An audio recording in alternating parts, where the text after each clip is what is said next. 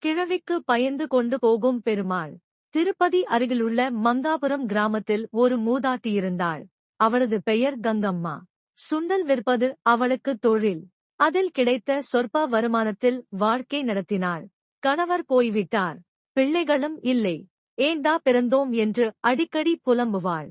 அந்த காலத்தில் காட்டுப்பாதையில் மக்கள் கூட்டம் கூட்டமாக நடந்துதான் திருமலைக்குச் செல்வார்கள். அப்படி ஒருநாள் பக்தர்கள் கூட்டம் அதிகாலை பொழுதில் மலையேறிக் கொண்டிருந்தது. அந்த கூட்டத்தை மலை அடிவாரத்தில் கண்ட பாட்டி மலையேறுபவர்களிடம் சென்று, ஐயா, நீங்க எல்லாரும் மலைக்கு எதற்காகச் செல்கிறீர்கள் என்று ஒன்றும் அறியாதவளாய்க் கேட்டாள்.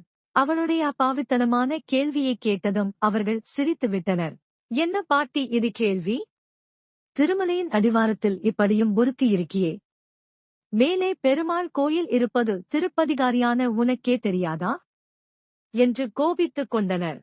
உண்மையில் மலையில் கோயில் இருப்பதைக் கூட அறியாமல் இருந்தாள் அவள். ஒரு பக்தர் மட்டும் அவள் மீது இரக்கம் கொண்டு, அம்மா, மலை மேல் ஒரு சுவாமி இருக்கிறார். அவனைப் போய் தரிசித்தால் இனிமேல் இப்படி பிறந்து சுண்டல் விற்கும் நிலை இருக்காது. அவனை கோவிந்தா எனச் சொல்லி கும்பிட வேண்டும். அப்படி செய்தால் நீ செய்த பாவங்களெல்லாம் தீர்ந்துவிடும் என்று அவளுக்கு புரியும் வகையில் எளிமையாக எடுத்துச் சொன்னார். இதைக் கேட்டாளோ இல்லையோ, சுண்டல் கூடையோடு திருமலைக்கு ஏறினாள்.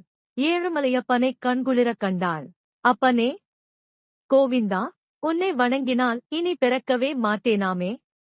அந்த பக்தர் சொன்னாரே, எனக்கும் இனி பிறவி வேண்டாமையா என்று மனம் உருகிச் சொன்னாள். தரிசிக்க வந்த பக்தர்கள் மலையை விட்டு கிளம்பினார்கள். அவள் மட்டும் அங்கேயே தங்கிவிட்டாள். அப்போது ஒரு வயோதிகர் அங்கு வந்தார். அம்மா, சுண்டல் கொடு என்று கேட்டார்.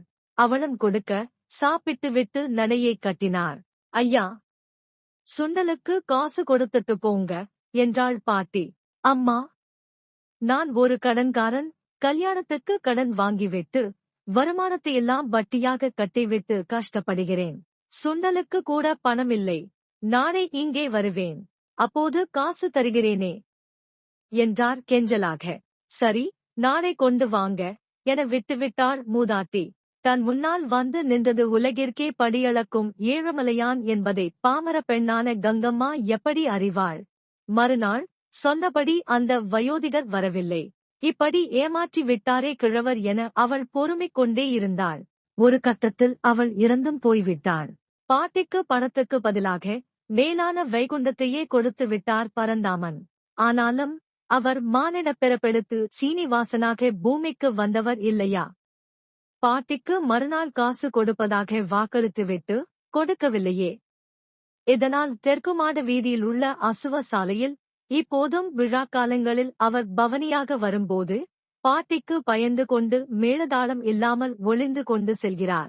இந்த கதையை படித்தவர்களெல்லாம் தீர்க்காயுளுடன் வாழ்ந்து பிறப்பற்ற நிலையை அடைவர் என்பது ஐதீகம். ஓம் நமோ நாராயணா நமஹா.